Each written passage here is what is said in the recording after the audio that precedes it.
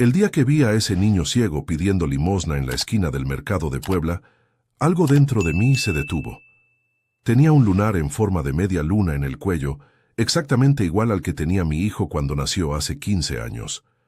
Mi hijo que me robaron del hospital. Mi hijo que busqué hasta perder la razón. Pero lo que nadie sabía, lo que ni siquiera mi suegra imaginaba, es que ese niño era la prueba viviente de su crimen más horrible.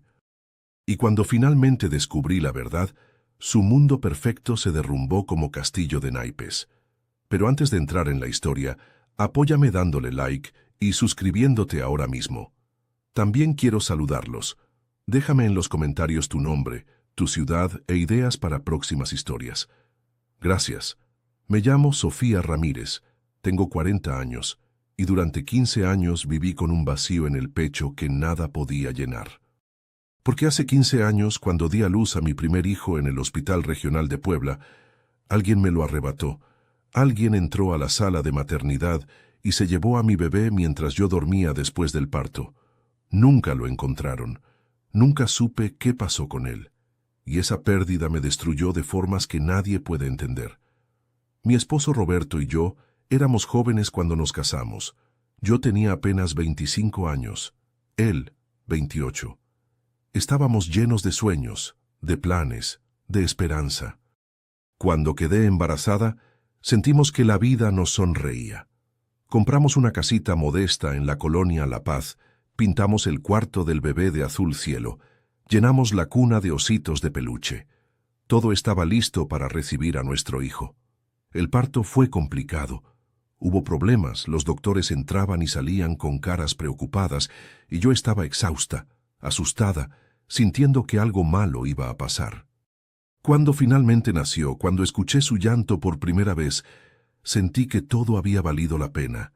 Era perfecto, pequeño, frágil, con esos ojitos cerrados y ese lunar en forma de media luna en el cuello que me pareció la cosa más hermosa del mundo.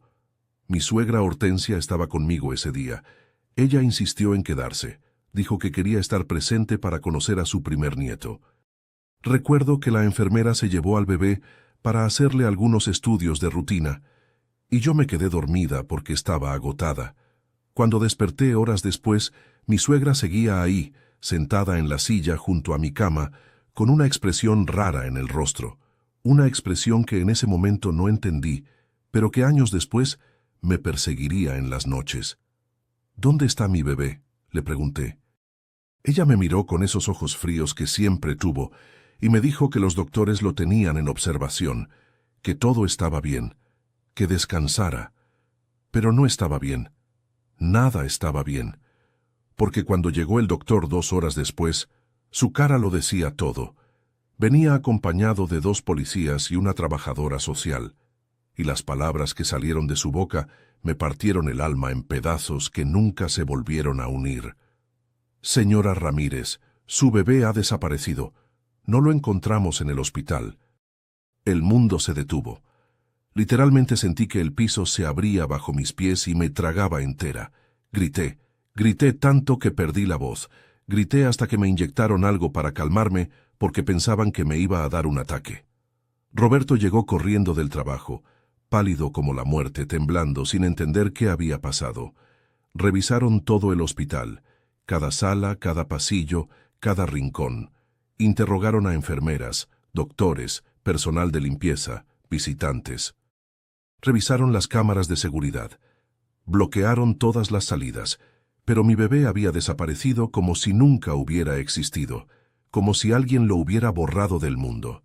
La policía dijo que fue un secuestro, que alguien entró vestido de enfermera o de doctora, tomó al bebé de la sala de neonatología y salió sin que nadie se diera cuenta. Dijeron que había una red de traficantes que robaban bebés para venderlos. Dijeron muchas cosas, pero nunca encontraron nada, ni una pista, ni un rastro, ni una sola evidencia de qué había pasado con mi hijo. Los meses que siguieron fueron una pesadilla. No comía, no dormía, no podía funcionar. Me pasaba los días buscando en internet casos de bebés robados, llamando a hospitales, yendo a orfanatos, preguntando a todo el mundo si habían visto a un bebé con un lunar en forma de media luna en el cuello. Roberto trataba de consolarme, pero él también estaba destruido. Y mi suegra se comportaba extraño, demasiado tranquila, demasiado serena, como si no le importara que su nieto hubiera desaparecido. Pasaron los años, 5, 10, 15 años, y aunque nunca dejé de buscar, aunque nunca dejé de soñar con encontrarlo, empecé a perder la esperanza. Empecé a aceptar que tal vez nunca sabría qué pasó con mi bebé, que tal vez estaba muerto, o que tal vez estaba en algún lugar del mundo viviendo con otra familia sin saber que yo existía. Pero ese día de marzo, cuando iba caminando por el mercado Hidalgo comprando verduras para la comida, lo vi, un niño de unos 15 años, delgado, con ropa sucia y rasgada, pidiendo limosna en una esquina. Tenía los ojos cerrados, y cuando me acerqué más noté que era ciego, y en su cuello, justo debajo de la oreja izquierda, brillaba bajo el sol un lunar en forma de media luna. Mi corazón se detuvo, mis piernas temblaron. Las bolsas del mercado se me cayeron de las manos, y los jitomates rodaron por el pavimento, porque ese lunar era exactamente igual al que tenía mi bebé cuando nació. No podía ser coincidencia. No podía ser casualidad que después de 15 años de buscar, de soñar, de no dormir pensando en mi hijo perdido, me encontrara con un niño ciego de la edad exacta que tendría mi bebé, con el mismo lunar distintivo en el mismo lugar. Mi mente racional me decía que era imposible, que los lunares en forma de media luna no eran tan raros, que estaba viendo cosas que no existían. Pero mi corazón de madre, ese instinto primitivo que nunca miente, me gritaba que ese niño era mío. Me acerqué temblando. El niño tenía la mano extendida pidiendo limosna. Movía la cabeza de un lado a otro tratando de escuchar los pasos de la gente que pasaba. Su ropa estaba tan sucia que casi no se distinguían los colores originales. Tenía el cabello largo y despeinado, la cara manchada de tierra, los pies descalzos llenos de callos y heridas. Verlo así me partió el corazón en 1000 pedazos. «Disculpa», le dije con voz temblorosa, «¿cómo te llamas?» El niño volteó su cara hacia mí, aunque sus ojos no me miraban realmente. Tenía esos ojos blancos y opacos de las personas ciegas de nacimiento. «Me llamo Miguel, señora. ¿Me puede dar una moneda para comer?» Miguel. Ni siquiera tenía el nombre que Roberto y yo habíamos elegido para él. Íbamos a llamarlo Diego, como el abuelo de Roberto. Pero alguien le había puesto Miguel. Alguien que se lo robó y lo abandonó en la calle para que viviera así, como un animal, pidiendo limosna para sobrevivir. Le di dinero. Le di todo el dinero que traía en la cartera, y le pregunté dónde vivía, con quién estaba, quién cuidaba de él. Me dijo que vivía en las calles desde que tenía memoria, que una mujer llamada Carla lo había criado los primeros años y luego lo abandonó cuando se cansó de cuidarlo, que ahora se juntaba con otros niños de la calle y dormían donde podían. Amigos, cada historia que les cuento sale todos los días, pero YouTube solo se las mostrará si tocan el botón rojo de suscribirse. Toquen suscribirse, activen la campanita y nunca se perderán una historia. Gracias. No podía dejarlo ahí. No podía simplemente irme y pretender que no lo había visto. Aunque no estuviera 100% segura de que era mi hijo, no podía abandonar a un niño ciego viviendo en la calle. Le dije que viniera conmigo, que le compraría comida, que podíamos hablar. Él dudó al principio, desconfiado como todos los niños de la calle que han aprendido que los adultos no siempre son confiables. Pero tenía hambre, y el hambre al final gana. Lo llevé a una fonda cerca del mercado. Pedí 2 órdenes de mole poblano con arroz y frijoles, tortillas recién hechas, agua de horchata. Y mientras comía con una desesperación que me rompía el alma, le pregunté sobre su vida. Me contó que no recordaba nada de sus primeros años, que la mujer que lo cuidaba le decía que lo había encontrado abandonado en una calle cuando era bebé, que nació ciego y por eso nadie lo quería, que era defectuoso, inservible, una carga. Cada palabra que salía de su boca era como un cuchillo en mi pecho. Porque yo lo había querido. Yo lo había deseado con toda mi alma. Yo había pasado 9 meses soñando con tenerlo en mis brazos, cantándole canciones de cuna, preparando su cuarto con amor, y alguien me lo arrebató. Alguien me robó la oportunidad de criarlo, de amarlo, de enseñarle que valía la pena, que era perfecto tal como era. Cuando terminó de comer, le pregunté si me dejaría ver su lunar más de cerca. Él se encogió de hombros e inclinó la cabeza. Me acerqué temblando y lo toqué suavemente con los dedos. Tenía exactamente la misma forma, el mismo tamaño, en el mismo lugar que el lunar de mi bebé. Y había algo más. Una pequeña cicatriz justo encima del lunar, tan pequeña que apenas se notaba. Una cicatriz que yo conocía porque había estado presente el día que se la hicieron.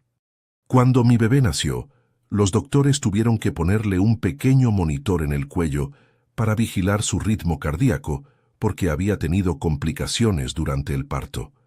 Ese monitor dejó una pequeña marca, una cicatriz casi invisible que solo una madre notaría. Y esa cicatriz estaba ahí, en el cuello de Miguel, en el mismo lugar exacto. Era él, era mi hijo, no tenía dudas. 15 años después de que me lo robaran, lo había encontrado viviendo en las calles, ciego, abandonado, sobreviviendo de limosnas, y la rabia que sentí en ese momento fue tan intensa que casi me ahogo con ella. ¿Quién le hizo esto? ¿Quién robó a mi bebé del hospital y lo dejó en la calle como basura? ¿Por qué? Necesitaba estar segura. Necesitaba pruebas concretas. Le dije a Miguel que quería ayudarlo, que podía darle un lugar donde quedarse, comida, ropa nueva. Él me miró con desconfianza, como si estuviera esperando la trampa, el momento en que le diría que tenía que hacer algo a cambio, pero aceptó finalmente porque la calle es dura y cualquier oferta de ayuda es mejor que dormir bajo un puente. Lo llevé a mi casa. Roberto estaba trabajando, no llegaría hasta la noche. La casa estaba vacía y silenciosa, llena de recuerdos de un bebé que nunca creció ahí, de una infancia que nunca sucedió. Tenía guardado en el closet del cuarto de Diego una caja con todas las cosas de cuando nació.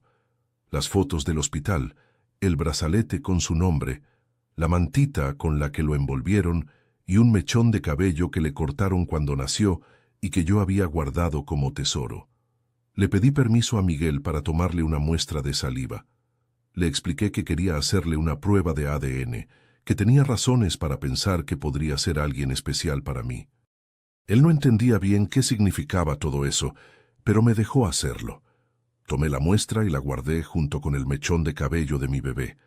Al día siguiente iría a un laboratorio privado y pagaría lo que fuera necesario para hacer la prueba.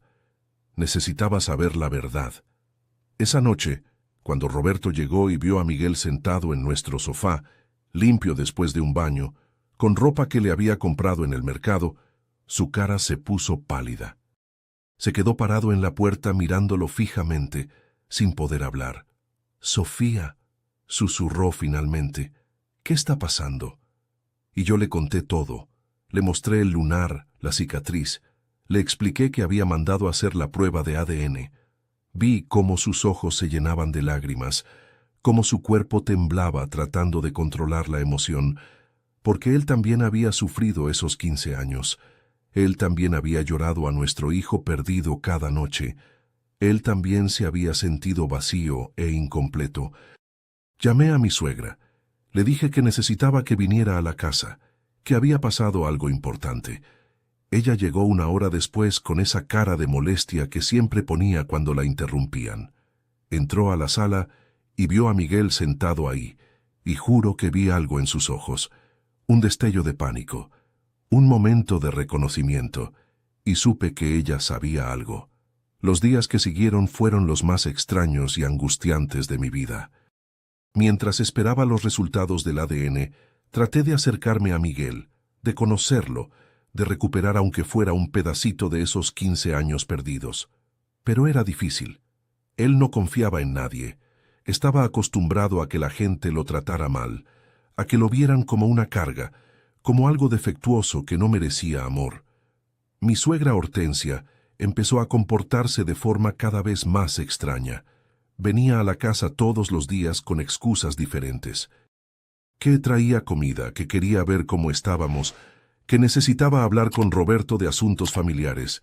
Pero yo veía cómo miraba a Miguel, con esos ojos fríos, llenos de algo que no podía identificar bien. Miedo, culpa, odio.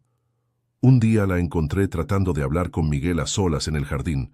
Me acerqué sin hacer ruido y escuché parte de su conversación. Niño, tú no deberías estar aquí. Esta no es tu casa. Esta gente no es tu familia. Deberías irte y volver a la calle donde perteneces. Miguel se quedó callado, moviendo la cabeza de un lado a otro como hacía cuando estaba confundido o asustado. La señora Sofía ha sido buena conmigo, respondió finalmente con voz temblorosa. Ella solo te tiene lástima. Eres un estorbo, un niño ciego que no sirve para nada. ¿Sabes cuántos problemas vas a causar aquí? Es mejor que te vayas ahora antes de que te echen. Sentí que la sangre me hervía. Entré al jardín hecha una furia y le grité a Hortensia que saliera de mi casa inmediatamente. Que no tenía derecho a hablarle así a Miguel, que no volviera a acercarse a él. Ella me miró con desprecio, como siempre lo hacía cuando me enfrentaba. Eres una tonta, Sofía. Siempre has sido una tonta sentimental. Ese niño no es nada tuyo. Es un vagabundo de la calle y lo único que va a hacer es traer problemas. Pero se fue, y yo me quedé ahí temblando, abrazando a Miguel que sollozaba en silencio, preguntándome qué demonios sabía mi suegra que yo no sabía. Los resultados del ADN llegaron una semana después. Fui sola al laboratorio a recogerlos, porque quería verlos primero. Necesitaba estar segura antes de decirle a Roberto, y especialmente antes de decirle a Miguel. La doctora que me atendió me entregó el sobre con una sonrisa. Felicidades, me dijo. Es 99.9% compatible. Definitivamente es su hijo. Me senté en la silla de la sala de espera y lloré. Lloré como no había llorado en 15 años. Lloré de felicidad, de rabia, de dolor, de alivio. Mi bebé estaba vivo. Mi hijo había estado viviendo en las calles todo este tiempo, mientras yo lo buscaba desesperadamente. Alguien me lo robó y lo abandonó como basura, condenándolo a una vida de miseria y sufrimiento. Llegué a casa con el sobre en las manos temblando. Roberto estaba en la sala viendo televisión con Miguel. Cuando vio mi cara supo inmediatamente qué significaba. Se levantó del sofá y me abrazó fuerte mientras yo seguía llorando. Es él, susurré. Es nuestro hijo. Es Diego. Roberto empezó a llorar también. Y Miguel, que escuchaba todo esto sin entender completamente qué pasaba, preguntó con voz pequeña y asustada. ¿Qué significa eso?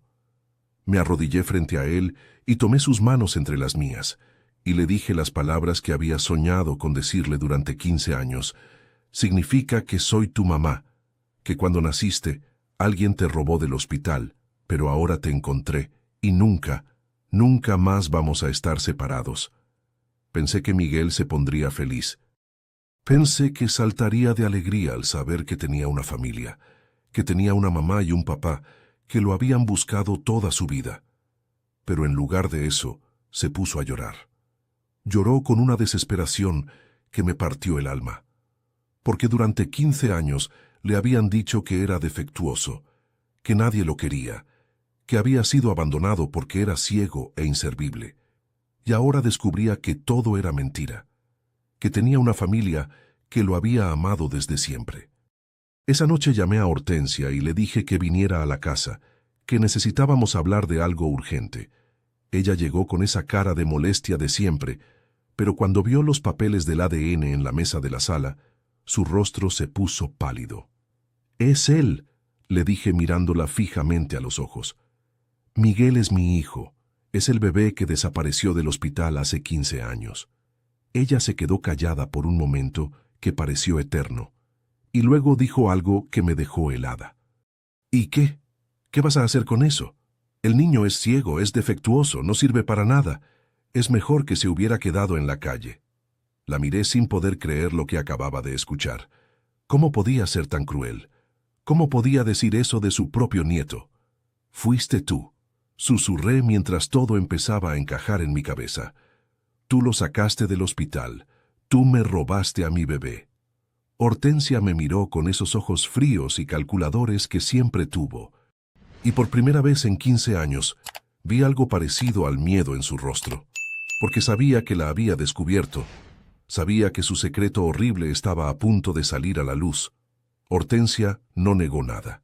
Se quedó ahí parada en medio de mi sala, con esa expresión de desdén que siempre usaba cuando la confrontaban, como si estuviera por encima de todo y todos, como si lo que había hecho no fuera el crimen más horrible que una abuela podría cometer contra su propio nieto. «Dime que no es verdad», le rogué aunque ya sabía la respuesta. «Dime que no fuiste tú quien se llevó a mi bebé del hospital». Ella respiró profundo y se sentó en el sillón con una calma que me aterrorizó. Roberto estaba de pie junto a mí, tenso como una cuerda a punto de romperse. Miguel había subido a su cuarto. No quería que escuchara lo que estaba a punto de descubrir.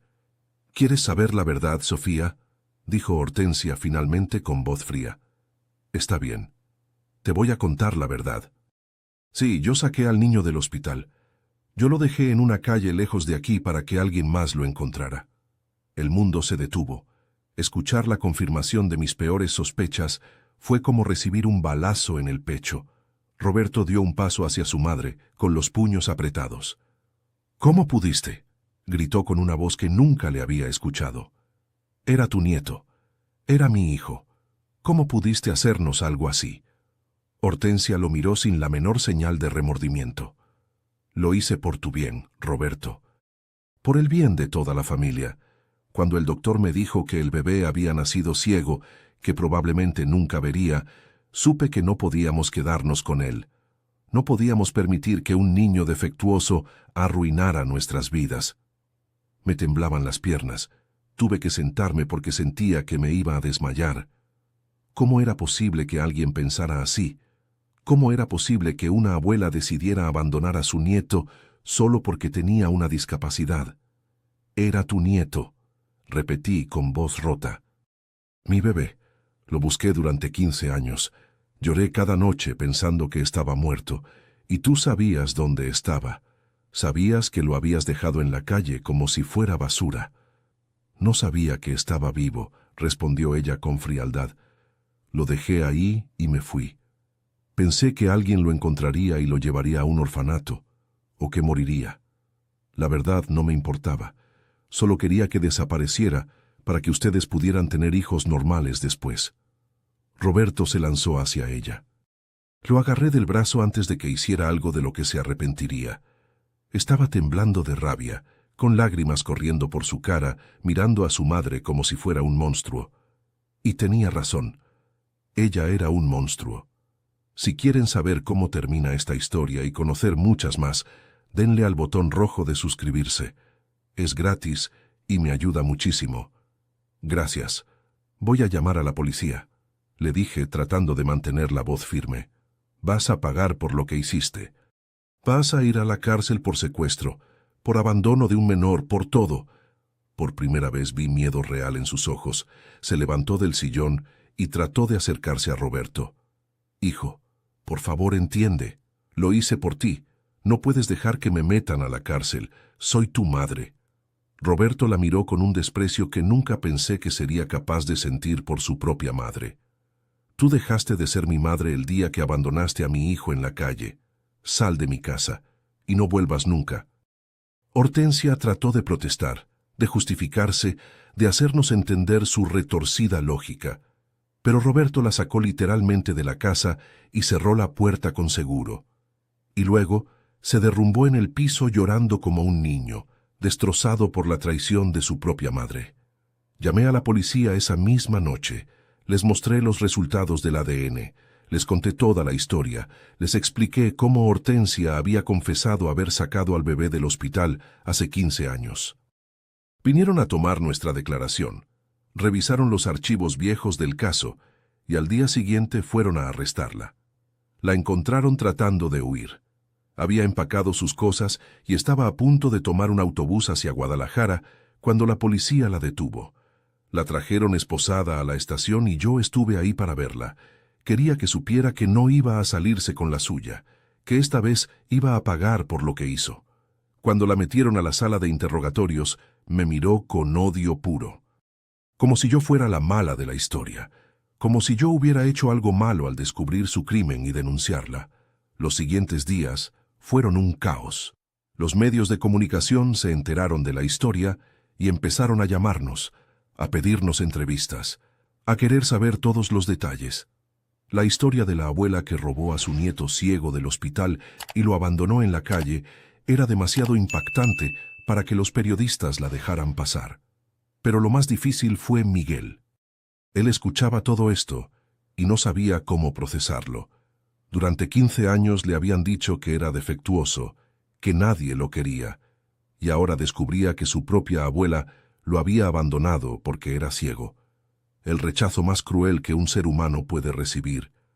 Pasaba horas sentado en su cuarto sin hablar, sin comer, sin querer ver a nadie. Yo entraba y me sentaba con él. Le acariciaba el cabello, le decía una y otra vez que lo amaba, que era perfecto tal como era, que nunca debió pasar por todo eso. Pero las heridas de 15 años de abandono no se curan con palabras. Se necesita tiempo, mucho tiempo. El juicio contra Hortensia fue algo que nunca olvidaré. La sala del tribunal estaba llena de gente, periodistas, curiosos que querían ver con sus propios ojos a la mujer que había abandonado a su nieto ciego. Yo estaba sentada en la primera fila con Roberto de un lado y Miguel del otro, agarrándole la mano con fuerza para que supiera que no estaba solo. El fiscal presentó todas las pruebas, los resultados del ADN que confirmaban que Miguel era nuestro hijo, los registros del hospital que mostraban que Hortensia había estado presente el día que el bebé desapareció, las inconsistencias en sus declaraciones de hace 15 años, cuando fingió estar sorprendida por la desaparición.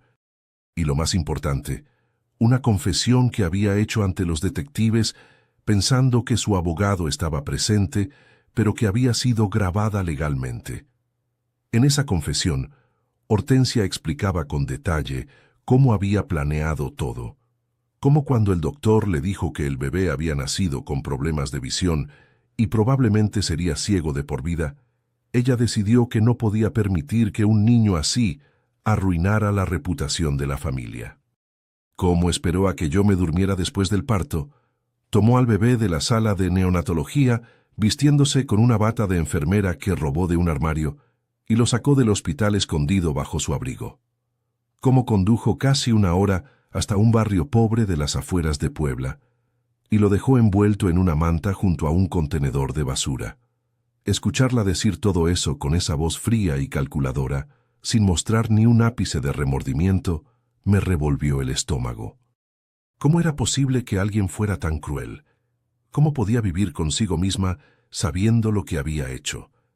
El abogado defensor trató de argumentar que Hortensia había actuado bajo una crisis mental, que estaba preocupada por el bienestar de su hijo y su familia, que no entendía completamente las consecuencias de sus actos. Pero el juez no se dejó engañar. Leyó el informe psiquiátrico que confirmaba que Hortensia estaba completamente cuerda cuando cometió el crimen y que lo había planeado con frialdad y premeditación. Luego llegó el turno de los testigos. Roberto subió al estrado y contó con voz quebrada cómo los últimos 15 años habían sido un infierno, cómo había visto a su esposa desmoronarse poco a poco por la pérdida de su hijo, cómo él mismo había considerado el suicidio en los momentos más oscuros, cómo su madre lo había engañado todo este tiempo, consolándolo y abrazándolo, mientras sabía perfectamente dónde estaba el bebé que tanto llorábamos. Cuando fue mi turno, subí al estrado con las piernas temblando. El fiscal me pidió que describiera cómo había sido mi vida después de perder a mi bebé, y las palabras salieron como un río que había estado contenido durante demasiado tiempo. Les conté sobre las noches en vela llorando, sobre cómo dejé de trabajar porque no podía concentrarme en nada, sobre cómo cada vez que veía a una madre con un bebé en la calle, me desmoronaba. Les conté sobre la depresión que casi me mata, sobre los medicamentos, sobre las sesiones de terapia que nunca funcionaban, porque el dolor de perder un hijo no se cura con palabras. Les conté sobre cómo la relación con Roberto casi se destruye porque ambos estábamos tan rotos que no podíamos consolarnos el uno al otro. Y luego les conté sobre el día que encontré a Miguel en el mercado, sobre cómo reconocí el lunar inmediatamente, pero tuve miedo de creer, de tener esperanza otra vez, sobre cómo, cuando confirmé que era mi hijo, sentí una mezcla de felicidad y rabia tan intensa que pensé que me iba a partir en dos. Felicidad porque lo había encontrado. Rabia porque había pasado 15 años viviendo en la miseria, cuando debería haber estado en casa conmigo, amado y cuidado. Cuando terminé de hablar, había lágrimas en los ojos de la mitad de las personas presentes en la sala. Hasta el juez tuvo que limpiarse discretamente los ojos, pero el momento más impactante fue cuando Miguel subió al estrado. El fiscal no quería que testificara porque era menor de edad y porque había sufrido demasiado, pero Miguel insistió. Dijo que quería hablar, que necesitaba decir algo. Se sentó en la silla de los testigos con sus ojos ciegos, mirando hacia la nada, y con voz temblorosa empezó a hablar.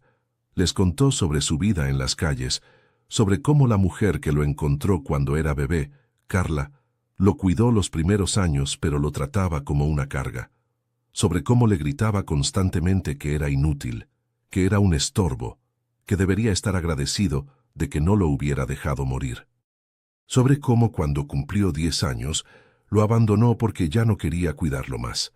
Les contó sobre los años que pasó solo en las calles, aprendiendo a sobrevivir siendo ciego en un mundo que no tiene compasión por los débiles. Sobre cómo aprendió a reconocer los sonidos de los coches para cruzar las calles sin que lo atropellaran. Sobre cómo aprendió a detectar cuando alguien se acercaba con intenciones malas. Sobre las veces que fue golpeado, robado, abusado por gente que veía su ceguera como una invitación a hacerle daño. Y luego, con una voz que se quebró pero no se rindió, dijo algo que me destrozó. Durante 15 años pensé que estaba solo en el mundo porque no valía nada, porque era ciego y eso me hacía defectuoso, pero ahora sé que tenía una mamá que me amaba, que me buscó todo este tiempo, y que la única persona defectuosa aquí es la que pensó que yo no merecía vivir. El silencio en la sala fue absoluto, y cuando miré a Hortensia por primera vez, vi algo parecido a vergüenza en su rostro, pero solo por un segundo. Luego volvió esa expresión fría de siempre.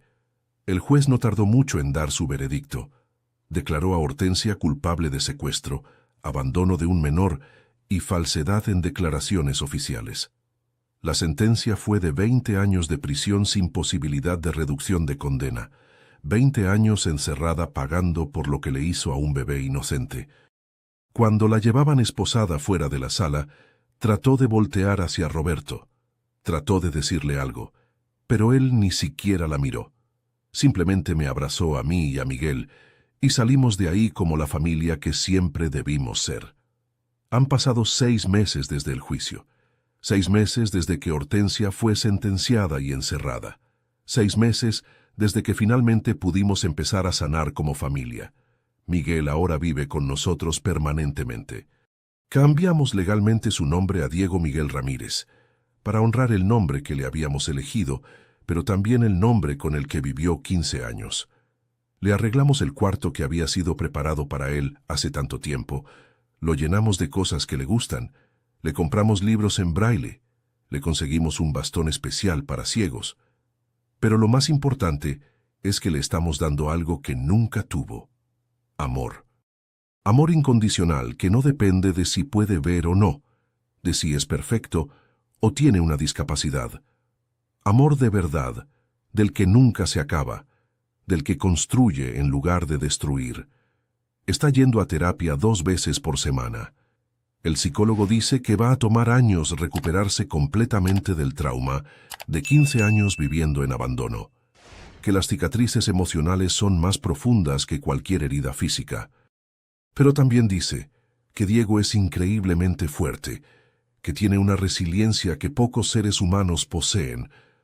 Roberto y yo también estamos en terapia, porque después de todo lo que pasamos, Después de perder 15 años con nuestro hijo, después de descubrir que la persona que nos robó era la propia madre de Roberto, necesitamos ayuda para procesar todo eso. Hay días buenos y días malos. Días en que sentimos que finalmente somos una familia completa y días en que la rabia por todo lo perdido nos consume. Hortensia nos ha escrito varias cartas desde la cárcel, cartas pidiendo perdón, diciendo que estaba equivocada, suplicando que la perdonemos. Roberto quemó las primeras sin siquiera abrirlas, pero hace unas semanas abrió una y la leyó. Y lloró, porque por más monstruoso que haya sido lo que hizo, sigue siendo su madre. Y esa traición duele de una forma que nunca sana completamente. Yo no sé si algún día podré perdonarla. No sé si es posible perdonar a alguien que te robó 15 años con tu hijo, que condenó a un bebé inocente a vivir en la miseria solo porque tenía una discapacidad. Pero lo que sí sé es que no voy a dejar que su maldad defina el resto de nuestras vidas. Diego está aprendiendo braille, está yendo a una escuela especial para niños ciegos, está haciendo amigos por primera vez en su vida. Tiene una terapeuta ocupacional que lo está ayudando a desarrollar habilidades que nunca tuvo la oportunidad de aprender. Y cada día que pasa, lo veo un poquito más feliz, un poquito más seguro de sí mismo, un poquito más convencido de que es valioso tal como es. Porque eso es lo que Hortensia nunca entendió, que la discapacidad no hace a una persona menos valiosa, que un niño ciego puede tener una vida plena y feliz si se le da amor y oportunidades. Que lo que realmente hace a alguien defectuoso no es su cuerpo sino su corazón, y el único corazón verdaderamente defectuoso en esta historia era el de ella. Miro a mi hijo ahora, sentado en la sala leyendo un libro en braille, con una sonrisa pequeña pero real en su rostro, y pienso en todo lo que perdimos, pero también en todo lo que ganamos. Porque sí, perdimos 15 años, pero ahora tenemos el resto de nuestras vidas para ser la familia que siempre debimos ser. Y eso al final es lo único que importa. Si te gustó esta historia, haz clic en suscríbete y cuéntame en los comentarios qué parte te impresionó más. ¿La abuela merecía perdón? Dime sí o no abajo. Mañana hay más historias. Nos vemos allí. Esta narrativa tiene como único propósito inspirar reflexión sobre las relaciones familiares, la importancia de la honestidad emocional, el perdón y el valor del tiempo. No debe interpretarse como consejo médico, psicológico o de ningún otro tipo profesional. Si estás enfrentando una enfermedad grave, conflictos familiares o situaciones emocionales difíciles, busca el apoyo de profesionales cualificados como médicos, terapeutas o consejeros. Este contenido es apto para todo público y cumple con las directrices de contenido familiar de YouTube.